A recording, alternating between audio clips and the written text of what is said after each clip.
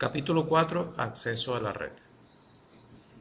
Para este nuevo capítulo del módulo 1 de Cisco, Introducción a las redes, estaremos conversando sobre lo que es la capa acceso a la red, que si recordamos en el modelo OSI está dividido en dos capas. Estas capas son enlace de datos y la capa física.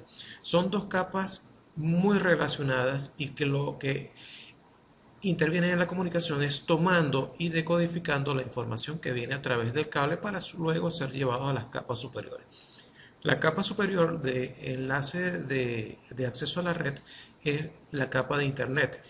Y por supuesto, al llegar a esa capa, todo el proceso de decodificación debe estar desarrollado para que el software pueda intervenir y tomar lo que son ya las direcciones IP y poder continuar con el proceso de comunicación hacia las capas superiores.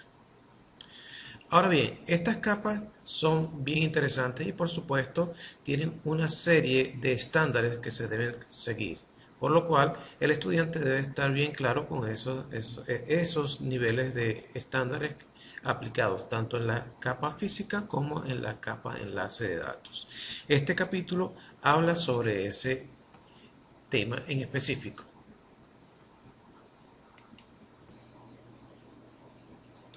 Objetivos del capítulo. Los estudiantes podrán hacer lo siguiente: explicar la forma en que los protocolos y servicios de la capa física admiten comunicación a través de las redes de datos. Es importante saber cuál es el proceso y cómo sucede la comunicación cuando está en esta capa, específicamente la conversión a los niveles de bit al final del proceso de comunicación cuando baja por todo el stack de protocolos. Armar una red simple utilizando lo adecuado.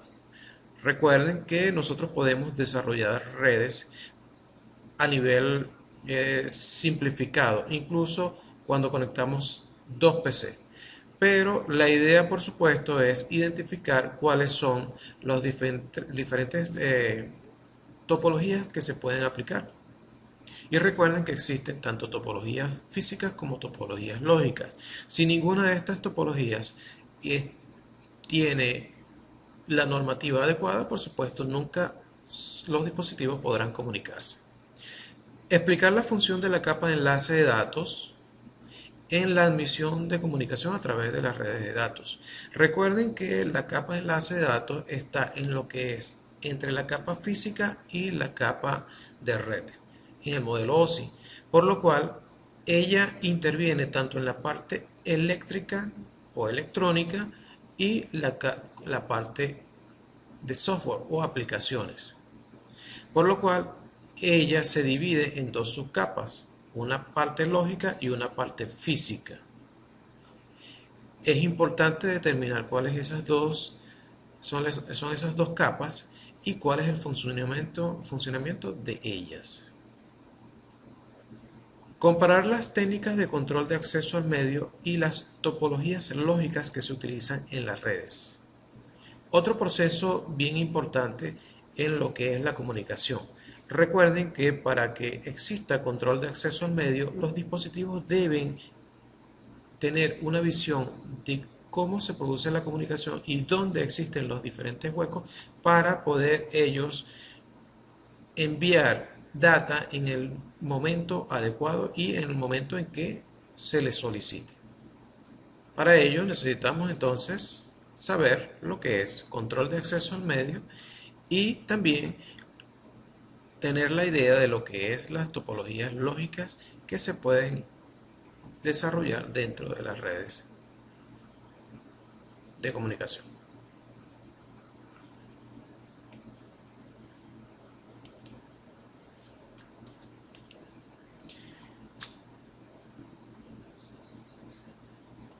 Para este capítulo entonces tenemos una agenda de 4 puntos, 5 incluyendo el resumen, donde tenemos protocolo de capa física, medios de red, protocolos de capa de enlace de datos, control de acceso al medio. Como pueden ver, tenemos separados lo que es la capa física y la capa enlace de datos, por lo cual este capítulo es bastante largo. Se recomienda estar bien claros en lo que es los objetivos de este capítulo para poder completar satisfactoriamente todo el estudio de este.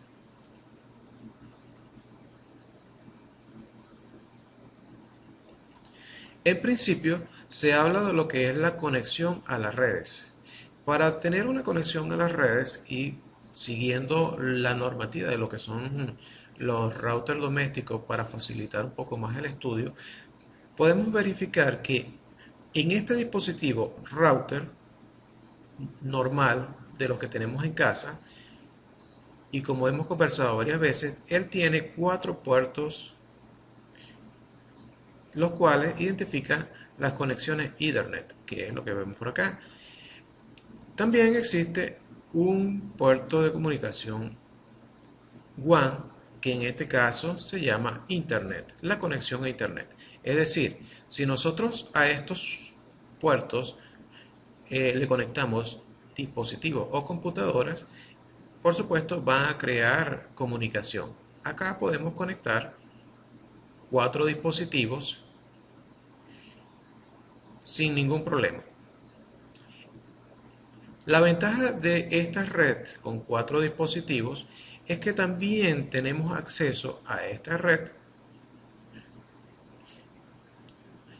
a través de las redes inalámbricas, porque este dispositivo tiene la capacidad de brindar servicio inalámbrico, por lo cual nosotros también podemos tener varios dispositivos, ya sean portátiles o tablet o teléfonos o cualquier dispositivo que pueda recibir señal inalámbrica, brindarle el servicio de acceso a la red.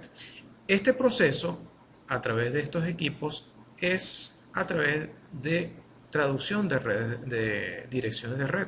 El proceso se llama NAT. ¿Y qué es lo que hace la NAT? Es simplemente tomar una dirección, la cual viene del proveedor de servicio de Internet y se llama dirección IP pública. Vamos a poner por acá Internet.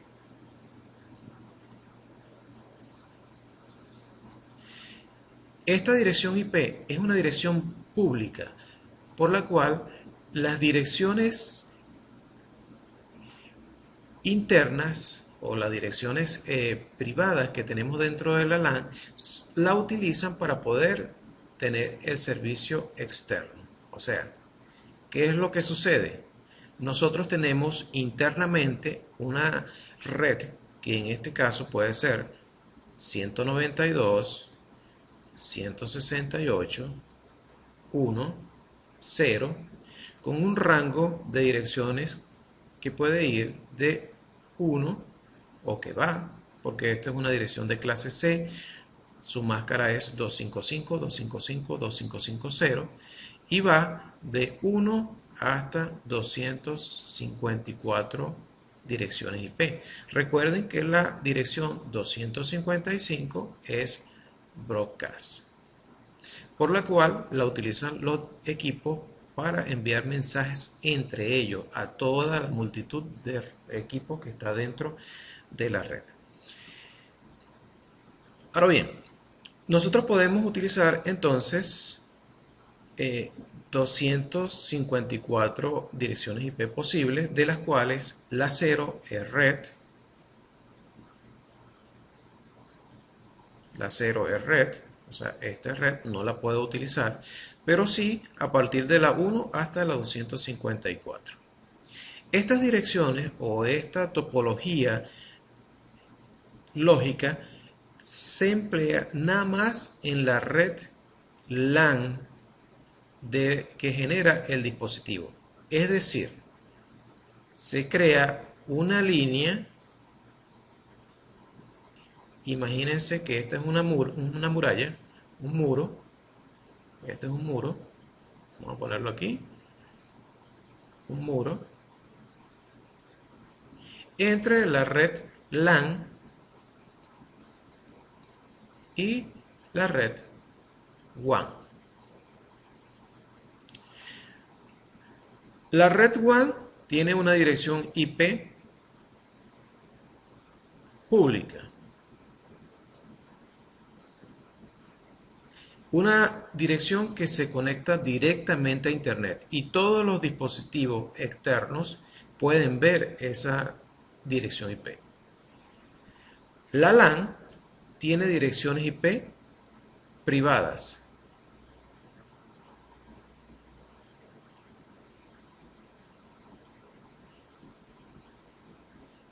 Es decir, son direcciones IP del propietario de la red. Esas direcciones no se ven desde Internet. A través del proceso NAT que les estaba comentando, los equipos internos utilizan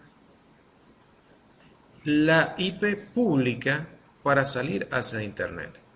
Es decir, todo dispositivo o toda comunicación simplemente intercambia la dirección IP privada por la dirección IP pública para poder ser enviado hacia Internet.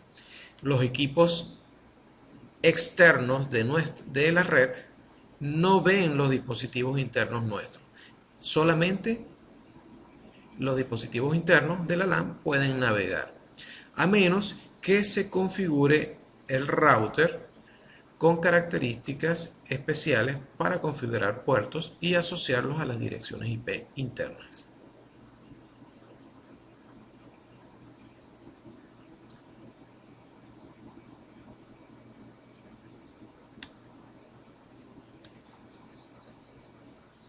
Siguiendo con las conexiones a la red, podemos ver el método que se utiliza para la configuración de los routers.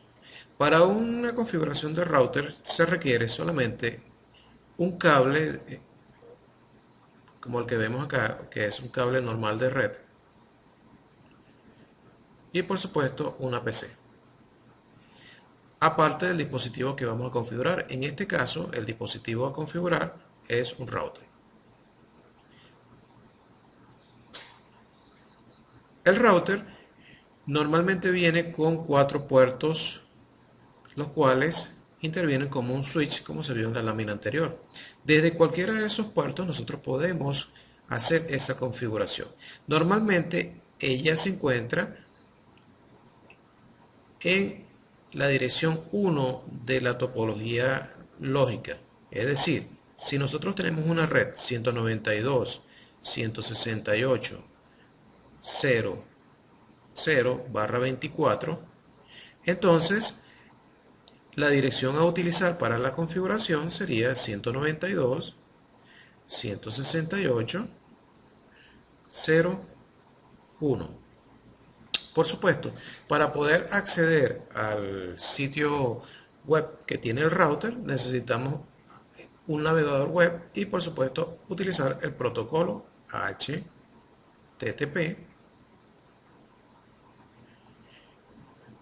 más la dirección IP que acabamos de conversar. Los routers, a diferencia de otros dispositivos, permiten ser el punto central de la red. ¿Qué quiere decir eso? Simplemente son equipos que brindan servicios de topología completa. Por ejemplo, él brinda el servicio de HCP, que es uno de los más importantes. Le brinda direcciones IP a los dispositivos. Esas direcciones IP son direcciones IP privadas dentro de la red. También permite hacer el proceso de nateo, que es la conversión de direcciones IP o traducción de direcciones IP. Utilizan la dirección IP externa o dirección IP pública de Internet y le brindan el servicio a la red interna que están generando. Hay otros dispositivos como los Access Points. Esos Access Points se utilizan más que todo en los puntos terminales de la red. Es decir, si nosotros tenemos un módem en casa, supongamos que estamos en casa, algo más o menos así, nosotros podemos conectarlo a un router. Este router me permitiría varios protocolos adicionales, como el protocolo DHCP para brindar servicio a las direcciones internas, como les había comentado. Desde acá yo puedo conectar una red, vamos a extender el switch que tiene el equipo y a él se pueden colocar varios nodos. Esos nodos pueden ser, por supuesto, PCs o otro dispositivo que esté en casa. También podemos conectar equipos a la red inalámbrica. Bien, ahora, este router es un punto inicial dentro de nuestra red, por lo que él me brinda las direcciones IP privadas para mi red. Ahora bien, imagínense que en casa nosotros lo que tenemos es un access point. Vamos a colocar el access point directamente a nuestro modem. Vamos a dibujarlo de otra manera. Vamos a poner un cuadrito. Este es un access point, es una P, y no tenemos el router. Eliminen el router. Este access point, si es conectado directamente al modem, él genera una red inalámbrica. Pero esta red inalámbrica está tomando solamente las direcciones IP por DHCP que me brinda el modem. Por eso es que le comentaba, yo puedo tener mi máquina por este lado, una portátil. Esa portátil va a recibir direcciones IP del ISP directamente, es decir, serían direcciones IP públicas, ya que este dispositivo es un equipo terminal dentro de las redes. No debería estar en esta posición, sino que debería estar directamente conectada al router, en el caso de que el router no tuviera señal inalámbrica.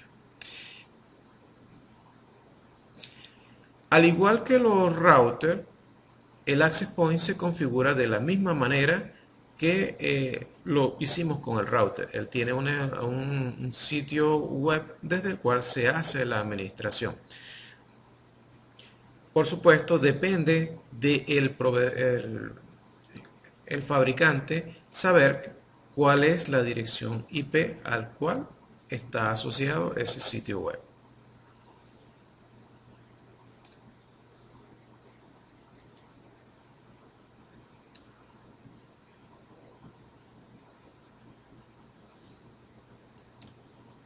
En esta lámina podemos ver lo que es la capa física, que es la que estamos estudiando en este momento.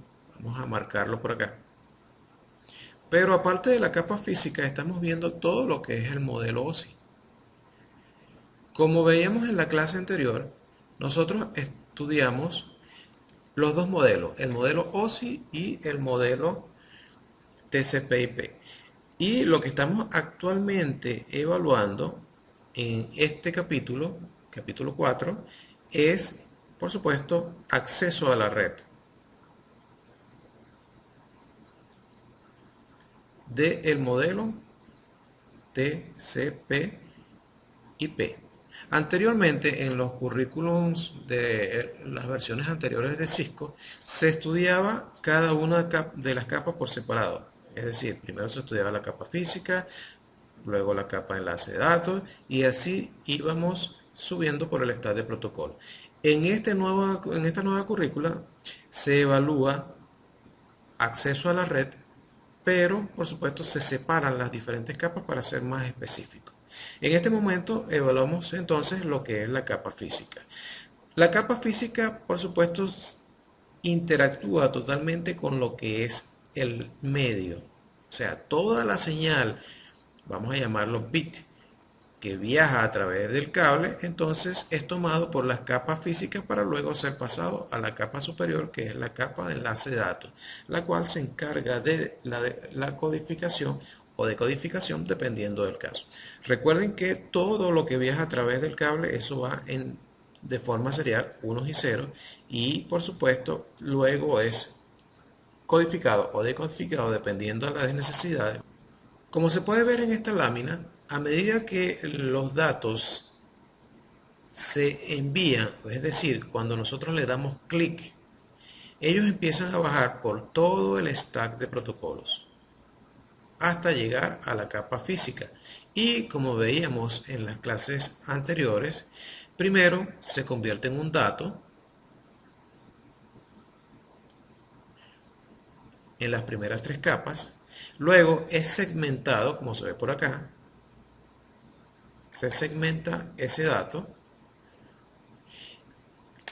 A ese dato segmentado se le antepone un header o cabecera. La primera cabecera que se agrega es la cabecera de red, pero recuerden que antes de eso, como hemos podido conversar, se antepone una cabecera de capa de transporte. En esa cabecera de capa de transporte se indica cuáles son las aplicaciones que están interactuando. Luego en la capa de red se colocan las direcciones IP en ese encabezado y para finalizar en la capa de enlace de datos se antepone otra cabecera. Esa cabecera es donde están las direcciones MAC de los dispositivos. También en esa capa de enlace de datos se coloca el tráiler, que es lo que permite verificar si toda la trama es correcta. Si no, por supuesto, se descarta. Eso es algo que estábamos comentando en el capítulo anterior. Incluso les decía que este tráiler puede ser usado por los switches o directamente en las PC, utilizando varios métodos. Uno que se llamaba el método de corte y el otro el método de almacenamiento y envío. La lámina correspondiente a medios de capa física les muestra las diferentes señales que pueden producirse ya sea en el cable de cobre, en los pulsos de luz para un cable de fibra óptica y las señales de microondas o señales radioeléctricas que se generan para la tecnología inalámbrica.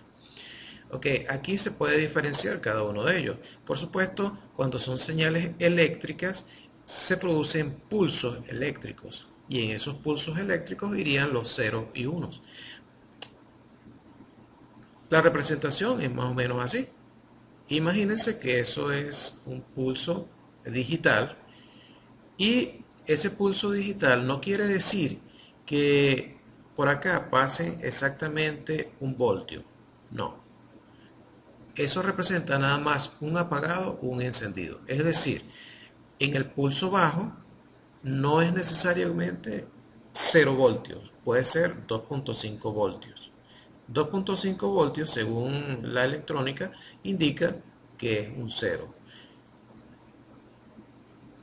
5 voltios, perdón, 5 voltios pueden representar un 1. Y de esa manera se va indicando cuáles son los unos y ceros para cada una de las señales electrónicas. Por supuesto, cada uno de estos pulsos tiene un tiempo específico que por supuesto en la lectura se podrá comprender un poco mejor. Eso es para lo que son los medios de cobre. Ahora, en lo que es el cable de fibra óptica, lo que viaja a través de ese medio son pulsos de luz y se representan por encendido apagado, como por supuesto una linterna. Si yo la apago es 0, si yo la enciendo es 1. Las señales radioeléctricas se pueden representar por este tipo de gráficas que ven en la lámina. Las señales digitales, por supuesto, la señal digital siempre está representada de esta forma. Aquí podemos ver mucho mejor lo que les comentaba en la lámina en la figura de cobre, donde un 0 es representado por apagado y un 1 representa un tope en lo que es la gráfica digital. Pero también hay otras señales que se pueden representar y se pueden representar de diferentes maneras. Fíjense en la AM, cómo se representa el 0, perdón, y el 1 es representado por una señal más alta. Igual para la FM, la onda es más amplia para un 0, mientras que mientras está más unida, entonces representa un 1. Y así, por supuesto, se va mostrando y determinando cuáles son los ceros y unos que están pasando a través del medio. Cada dispositivo, por supuesto, debe interpretar qué es lo que sucede en la perturbación que se está generando, ya sea en el ambiente de aire, que es el medio para las señales radioeléctricas, en el cable, que es lo que sucede. Cada uno de esos dispositivos debe conocer cuáles son los estándares aplicados a ellos. Y de ahí se representan entonces las diferentes empresas u organizaciones que se encargan de la estandarización.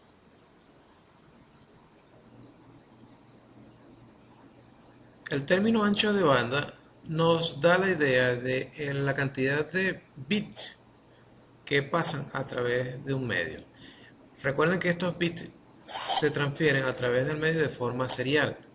Bien, por lo cual la información viaja a través del medio a una velocidad específica. Por ejemplo, podemos ver que las velocidades de ancho de banda son entre bits por segundo, kilobit por segundo, que es una de las más utilizadas, megabit por segundo, gigabit por segundo y terabit por segundo. Por supuesto, esas velocidades dependen mucho de lo que es los dispositivos que se están utilizando.